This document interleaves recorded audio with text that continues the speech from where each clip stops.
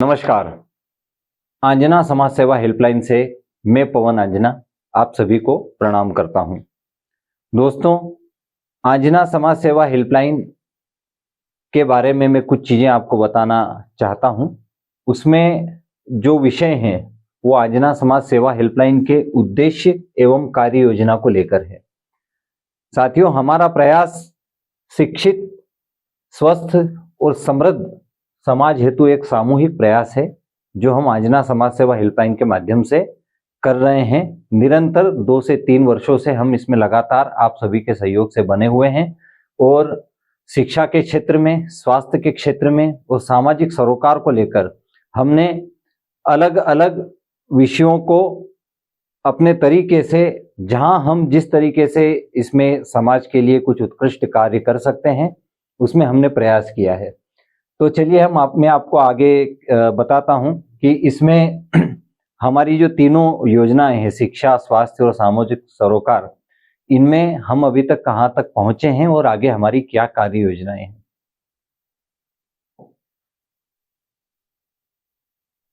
शिक्षा, स्वास्थ्य और सामाजिक सरोकार, ये 3 आयामों को लेकर हम आंजना समाज सेवा हेल्पलाइन हमने शुरू की थी और इसमें हम अभी तक किन मुकाम पर पहुंचे हैं, हमने क्या क्या किया है इसमें और आगे की क्या कार्य योजना है, मैं आपको स्लाइड्स में आपको बताकर समझाऊंगा।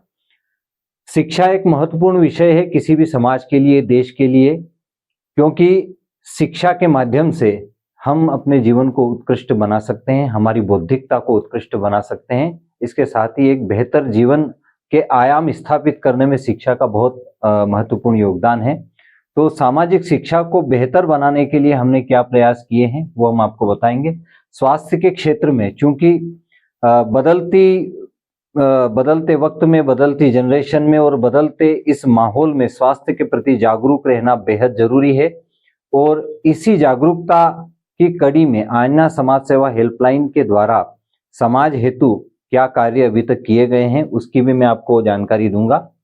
और अगला जो विषय है सामाजिक सरोकार। सामाजिक सरोकार से मतलब ये है कि समाज के उन विभिन्न अनछुए पहलुओं को छूकर उस तरीके से निकालना कि जिससे समाज की बेहतरी के लिए, समाज के युवाओं के लिए, समाज के बेटे बेटियों के लिए कुछ हम उत्कृष्ट काम कर सकें।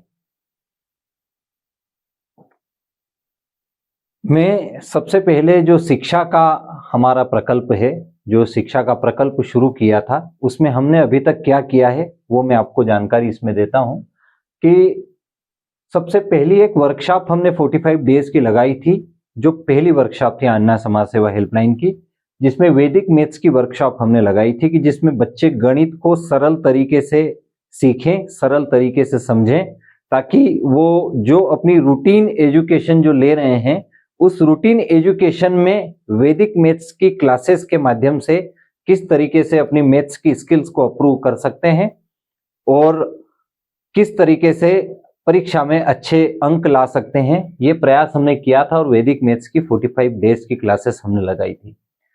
दूसरा, स्पोकन इंग्लिश की वर्कशॉप। बदलते सामाजिक और वैश्विक परिदृश्य में भाषा की महत्ता बहुत अधिक है और बहुत जरूरी है कि हमें भाषा का अच्छा ज्ञान हो। तो अंग्रेजी भाषा के संबंध में हमने स्पोकन इंग्लिश की वर्कशॉप, जो कि निशुल्क थी, वो वर्कशॉप 45 डेज की लगाई थी, जिसके माध्यम से बच्चों के लिए अंग्रेजी को बेहतर बनाने का एक हमने प्रयास किया था और जिसमें काफी हद तक हम सफल भी हुए थे। समाज के बहुत से बच्चों ने इसको ज्वाइन किया था और निश्चित रूप से उनको अपनी एजुकेशन में कुछ बेनिफिट मिला होगा। तो दूसरी हमारी ये हो गई। तीसरा, हमने एक प्रयास किया था पटवारी भर्ती परीक्षा का वर्कशॉप। चूंकि मध्य प्रदेश शासन द्वारा राज्य स्तरीय जो परीक्षाएं होती है, उन परीक्षाओं की तैयारी कैसे करना है, क्या करना है, यूं तो शहर में व्यवस्थाएं हैं, लेकिन जो बच्चे शहर से दूर रहकर या जिनके पास, समाज के जो बच्चे हैं जिनके पास आवागमन के साधन की अनुपलब्धता हो सकती है या कोई अन्य पारिवारिक कारण हो सकते हैं, जिनकी असुविधा के कारण वो उज्जैन में या बड़े शहरों में जाकर पढ़ नहीं सकते और अपनी तैयारी नहीं कर सकते, ऐसे बच्चों के लिए हमने समाज के उन बच्चों के लिए पटवारी भर्ती परीक्षा की भी वर्कशॉप लगाकर शिक्षित करने का एक प्रयास हमने किया था।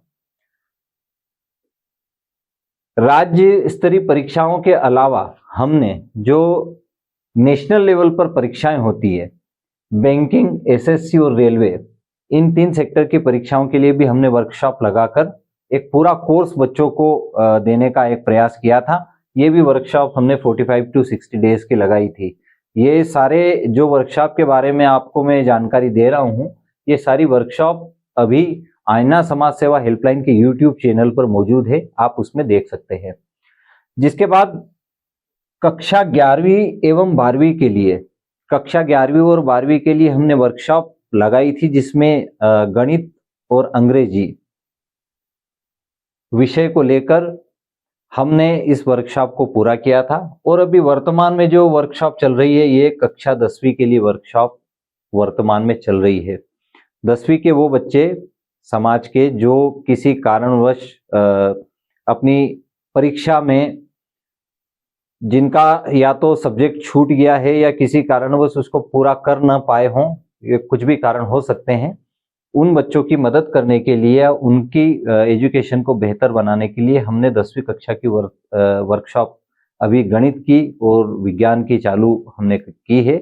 और इस वर्कशॉप के माध्यम से हम निरंतर उन बच्चों को शिक्षित करने का प्रयास कर रहे हैं।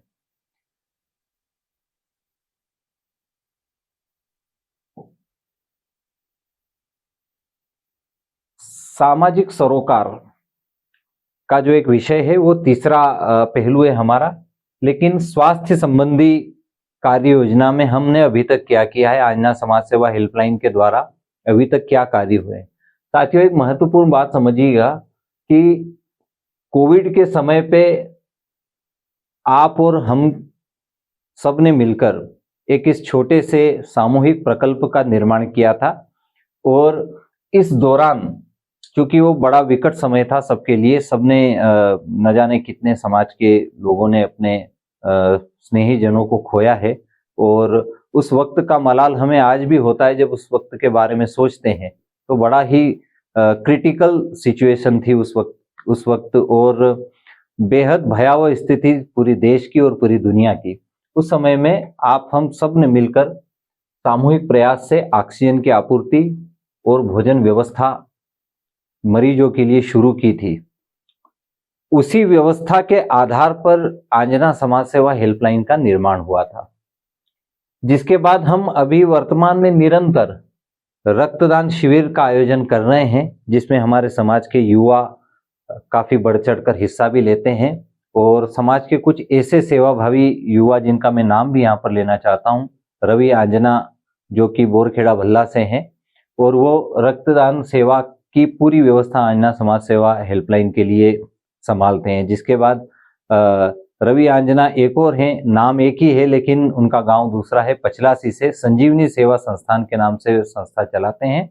और अपनी संस्था के माध्यम से जरूरत पड़ने पर आंजना समाज सेवा हेल्पलाइन में जो कॉल आती है ब्लड डोनेशन के लिए, उनको मदद करते हैं।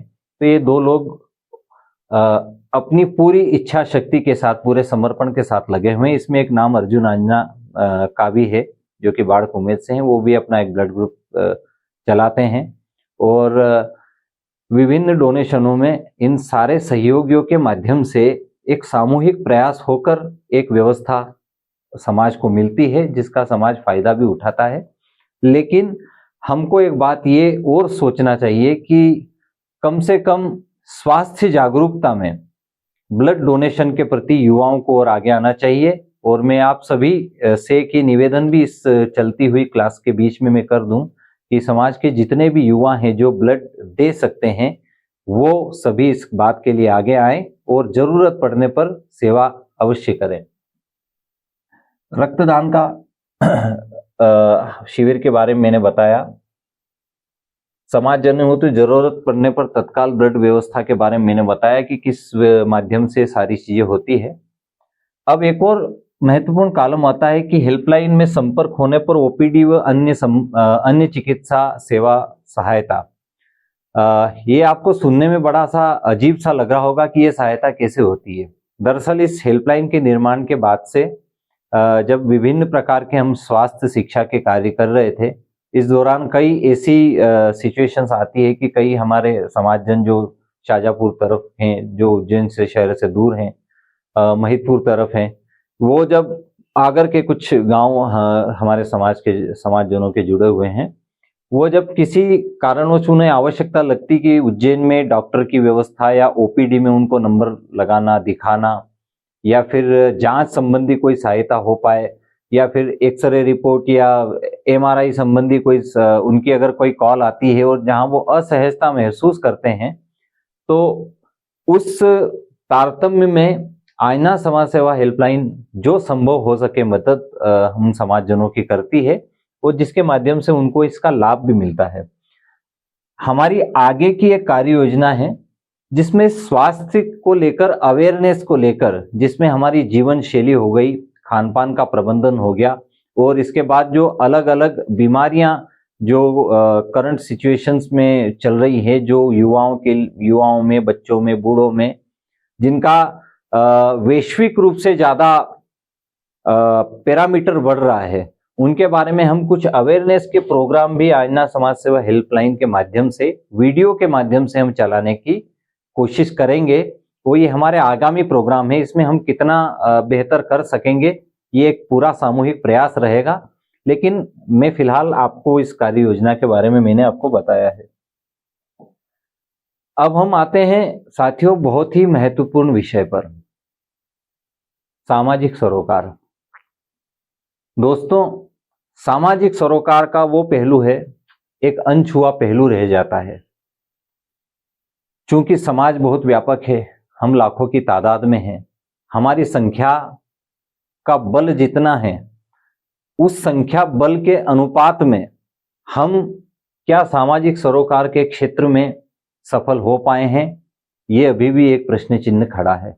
निश्चित रूप से हमारे बड़े बुजुर्गों ने और समाज के वरिष्ठ जनों ने समाज के लिए कुछ अच्छी बड़ी व्यवस्थाएं खड़ी की है, जिनके माध्यम से समाज लाभान्वित हो रहा है।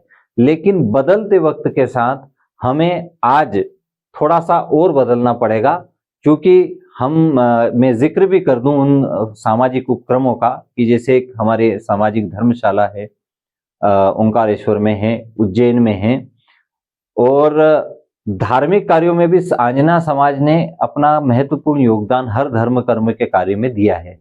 लेकिन आज के बदलते परिदृश्य में मैं उन सभी वरिष्ठ जनों से एक निवेदन करूंगा कि अब हमें इन सारे काम के साथ साथ हमें धर्मशाला के साथ कर्मशाला की ओर बढ़ना चाहिए।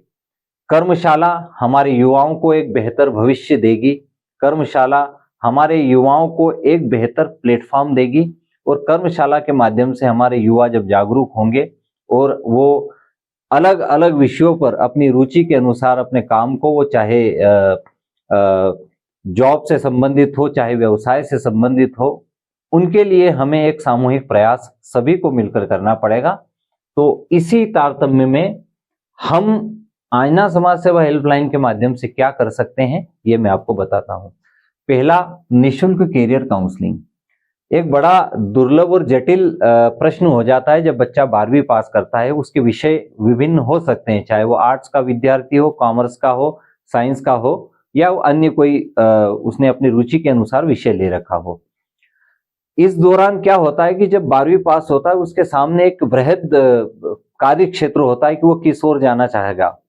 पहली बात तो वो अपने कॉलेज को प्राथमिकता देता है कि मैं कॉलेज में एडमिशन लेके first year, second year final करूंगा, आगे की पढ़ाई करूंगा। लेकिन वर्तमान के इस प्रतियोगिता के दौर में बहुत सारी परीक्षाएं ऐसी है जो उनको पहले प्रिपेयर करना पड़ती है, जिसमें मेडिकल की परीक्षाएं हैं, इंजीनियरिंग की परीक्षाएं हैं, एग्रीकल्चर से संबंधित परीक्षाएं हैं। उनकी तैयारी वो कैसे करें और उसमें कैसे अपना सही रास्ता चुने, क्योंकि बहुत दुर्लभ होता है जब आप अपना रास्ता विजन चुनते हैं। 12वीं के बाद का जो मुश्किल समय होता है, युवाओं का जो मनोभाव होता है वो काफी बिखरा हुआ रहता है, क्योंकि अलग अलग सोर्स ऑफ इंफॉर्मेशन से उनको करियर के बारे में गाइडेंस मिलती है, लेकिन वो एक्चुअल में अपनी रुचि के अनुसार और अपनी एबिलिटी के अनुसार कितना अच्छा कर सकते हैं, क्या उसमें कितना बेहतर विषय लेकर वो आगे बढ़ सकते हैं, इसके लिए हमने निःशुल्क कैरियर काउंसलिंग की व्यवस्था आईना समाज सेवा हेल्पलाइन में की है। दूसरा, समाज के शिक्षित भाई बहनों को आवश्यकता पड़ने पर स्किल डेवलपमेंट प्रोग्राम। एक ये बहुत ही बड़ा और गंभीर विषय है दोस्तों, क्योंकि स्किल डेवलपमेंट इसलिए जरूरी है कि एक युवा जिसने अपना ग्रेजुएशन पूरा कर लिया, जिसने अपनी पोस्ट ग्रेजुएशन की डिग्री पूरी कर ली, लेकिन अभी तक वो अपनी जॉब की व्यवस्था न कर पाया, उसके कारण बहुत सारे हो सकते हैं। क्योंकि सबसे ज्यादा कमी एजुकेशन में अगर बेहतरी बहुत अच्छी है तो दूसरा एक कमजोर पहलू उसका हो जाता है स्किल डेवलपमेंट का। आज किसी भी प्राइवेट फर्म में, प्राइवेट कंपनी में या इंटरनेशनल कंपनी में अगर किसी बच्चे को जाना है, अपनी जॉब वहां पे लेनी है, तो उसके हुनर को परखा जाएगा कि वो कितना जो पढ़ा है वो तो ठीक है, लेकिन वो उसको कितना अच्छा समझा है, उसका दिमाग कितना खुला हुआ है, उसकी डिसीजन मेकिंग कैसी है, उसकी कम्युनिकेशन स्किल्स कैसी है, उसकी बॉडी लैंग्वेज कैसी है, और क्या वो जॉब के पैरामीटर में फिट बैठता है। ये सारे पैरामीटर्स होते हैं जो स्किल डेवलपमेंट के माध्यम से ठीक होते हैं, उसमें इंप्रूवमेंट होता है।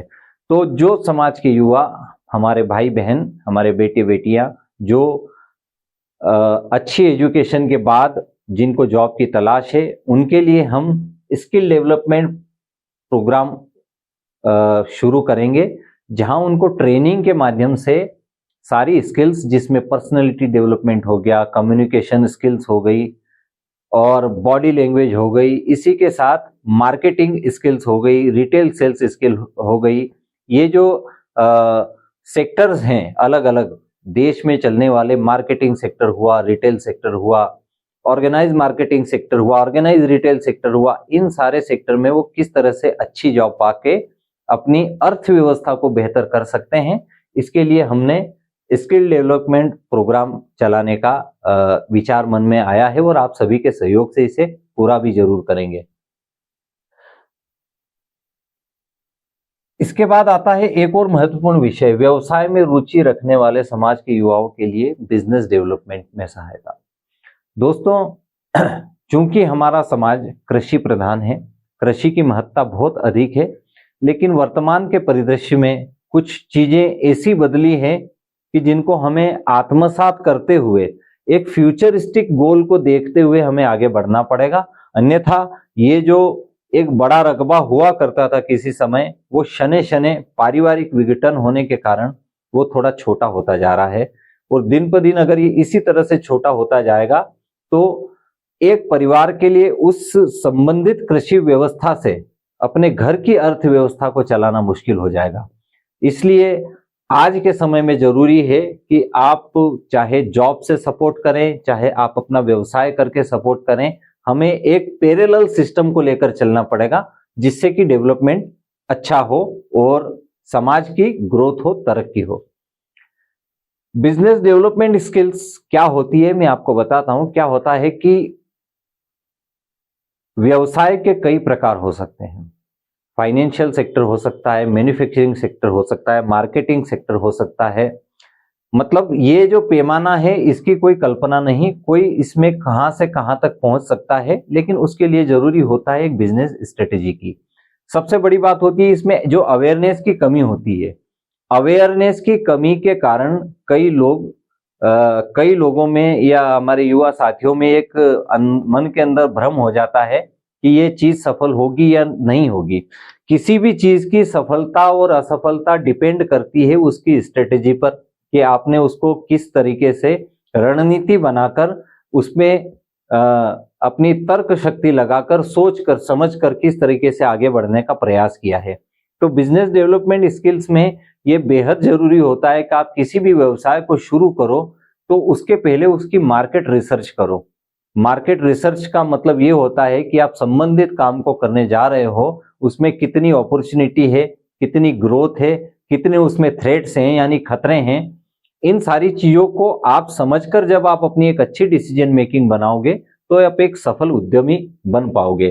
तो बिजनेस डेवलपमेंट में जो विधिक सहायता होती है, विधिक सहायता से मतलब मेरा जो कानूनी प्रक्रियाएं होती है, जिसे कंपनी एक्ट के दौरान कोई कंपनी कोई रजिस्टर्ड करना चाहता है, कोई फर्म के द्वारा कोई काम करना चाहता है, या फिर कोई LLP कंपनी बनाना चाहता है, फार्मर प्रोड्यूसर्स कंपनी बनाना चाहता है, चूंकि हम एग्रीकल्चर सेक्टर से आते हैं, तो उनको वो किस तरीके से डॉक्यूमेंटेशन करे, जिसके बाद गवर्नमेंट से मिलने वाली जो सहायताएं होती है, जैसे MSME द्वारा सहायता मिलती है, नाबार्ड द्वारा व्यवसाय के लिए सहायता मिलती है, तो प्रधानमंत्री रोजगार योजना के द्वारा सहायता मिलती है, इन सारे उपक्रमों से किस तरीके से सहायता मिलती है और उसमें कैसे हम गवर्नमेंट से अप्रोच करें और किस तरह का हमारा डॉक्यूमेंटेशन हो ताकि हमारा काम सरल हो जाए।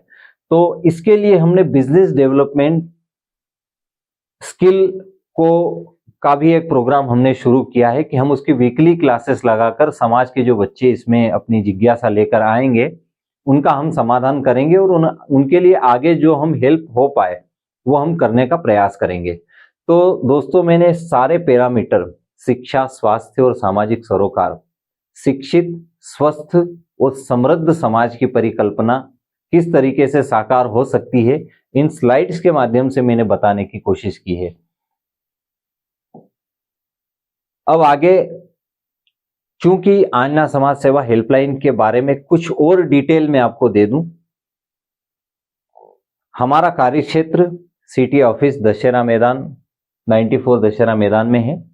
स्क्रीन पे दिए हुए नंबर हैं जिन पे आप इस संबंधित कोई भी जिज्ञासा हो उस पे पूछ सकते हैं। एक गुजारिश है आपसे कि हम YouTube, Facebook, Instagram, social media के तीनों प्लेटफॉर्म पर मौजूद हैं। शिक्षा, स्वास्थ्य और सामाजिक सरोकार संबंधी हमारी क्या कार्य योजना है वो इन प्लेटफॉर्म पर निरंतर जारी रहती है। तो इन सारे विषयों को मैंने आप सभी के सामने रखा। शिक्षित, स्वस्थ और समृद्ध समाज की परिकल्पना कैसे हो सकती है, इसके लिए आप सभी के विचारों का, आप सभी के मन में उठने वाले प्रश्नों का और आप सभी के सहयोग का निरंतर सहयोग आन्ना समाज सेवा हेल्पलाइन को अपेक्षित रहेगा। और आगे आप लोगों के सहयोग से ही हम निरंतर इसे आगे बढ़ाते रहेंगे। फाइनेंशियल सिचुएशन मैं आपको बता दूं कि कुछ सबके मन में प्रश्न भी उठता होगा कि ये फाइनेंशियल सिचुएशन कैसे मैनेज हो पाती होगी। ये एक प्रश्न जरूर उठता है कि अगर कोई सिस्टम चल रहा है तो उसका फाइनेंशियल स्ट्रक्चर कैसा है और कैसे डेवलप हो रहा है। लेकिन इसके बारे में मैं आपको एक बड़ी रोचक जानकारी दूंगा कि आन्ना समाज सेवा हेल्पलाइन का कोई भी पर्सनल बैंकिंग अकाउंट फिलहाल में नहीं है। यहाँ पर जो सहायता के लिए जो डोनेशन होता है वो हेल्पलाइन के जो व्हाट्सएप ग्रुप बने हुए हैं उन व्हाट्सएप ग्रुप के माध्यम से, अगर कोई केस आता है ऐसा जिसके माध्यम से हम सहायता के लिए अप्रोच करते हैं, ग्रुप में मैसेज डालते हैं और ग्रुप के सेवाभावी सदस्य इतने सहृदय हैं कि वो कोई भी काम ऐसा आया हो जहां हमें आवश्यकता लगी हो कि हमें मिलकर ये करना है, कभी किसी ने वहां पर ऐसा मन नहीं दिखाया कि हमें ये नहीं करना है। सबने बिल्कुल बढ़ चढ़कर ये हिस्सा लिया है। इसके लिए मैं आप सभी को प्रणाम करता हूं और धन्यवाद भी देता हूं। दूसरी बात कि एजुकेशन के क्षेत्र में चूंकि हमारे पास बना बनाया कुछ सिस्टम है जो हमने कुछ मेहनत करके सारी यूट्यूब चैनल शुरू करने के लिए या फिर ये क्लासेस चलाने के लिए जो संसाधन हम इकट्ठा कर रहे थे वो हमने हमारे प्रयासों से इकट्ठा इसमें किया है। फाइनेंशियल कंडीशन का में एक जो प्रश्न आया है उसमें मैंने एक और बात आप में इसमें जोड़ना चाहूंगा कि एज ऑन एवरेज एक दिन के अंदर तकरीबन 80 से 90 हजार रुपए पर डे आन्ना समाज सेवा हेल्पलाइन ने इकट्ठे किए हैं। हमारे समाज का एक बेटा जरूरतमंद जो किसी समय GBS सिंड्रोम से पीड़ित था और उस दौरान काफी ज्यादा खर्च हो रहा था। पारिवारिक समृद्धि ईश्वरीय विधान से शायद इतनी नहीं थी, लेकिन समाज के सभी लोगों ने मिलकर 6 से 7 दिन के अंदर 6 से 7 लाख रुपए इकट्ठे किए। आन्ना समाज सेवा हेल्पलाइन ने उनको दिए और सभी की दुआओं से और सभी की प्रार्थनाओं से आज वो बच्चा स्वस्थ है। ऐसे छोटे छोटे बहुत सारे डोनेशन के काम आन्ना समाज सेवा हेल्पलाइन द्वारा हो जाते हैं और ये सारे काम इसलिए हो जाते हैं क्योंकि आप सभी साथ में हैं, आप सभी सहयोग में हैं। लेकिन मैं आपसे एक गुजारिश फिर से करूंगा कि कई बार हमने कहा है कि जो शिक्षा, स्वास्थ्य और सामाजिक सरोकार का प्रकल्प हम शुरू कर रहे हैं, इसमें आप इसको ज़्यादा से ज़्यादा समाज के लोगों तक पहुंचाएं। हमें मालूम नहीं कि कौन विद्यार्थी कौन से गांव के किस कोने में बैठकर एक बेहतर शिक्षा की राह तलाश रहा है। हमें मालूम नहीं कि कौन से गांव में कहाँ पे कोई जरूरतमंद बीमार पीड़ित व्यक्ति अपनी इलाज की राह तलाश रहा है। सारा काम ईश्वरीय विधान का है, हम केवल उसके माध्यम मात्र बन जाते हैं। ऐसा कोई अहम का भाव भी आन्ना समाज सेवा हेल्पलाइन में नहीं है कि ये जो सारे काम हो रहे हैं इसमें कोई बड़ा नाम होगा, काम होगा।